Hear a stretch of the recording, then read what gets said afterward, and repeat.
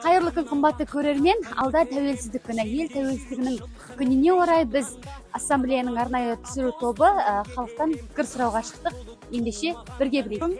Тәуелсіздік күнде еліміз, жұртымыз аман болсын. Тек халқымызға әйтеуір береке болсын, жақсылық болсын, соғыс болмасын. Тәуелсіздік еліміз мықты болсын.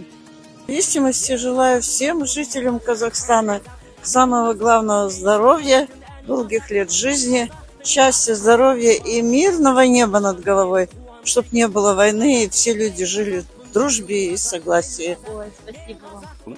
Тәуелсіздігіміз мәңгі жасасын, еліміз көркейе берсін. Жалпы осы тәуелсіздік күні баршамызға құтты болсын. Әрқашан да аман болып, тәуелсіздігімізді сақтай жүре берейік. Тәуелсіздікті бір сөзбен сипаттағанда еркіндік. Құтты болсын, егемендігіміз мәңгі жасасын. Тәуелсіздік күніміз құтты болсын. Халқымыз аман болсын, патшамыз аман болсын, елде тыныштық, бейбітшілік орнатсын, тыныштық болсын. Бізіміз мың жасасын. Жақсылық болсын, қуаныш болсын.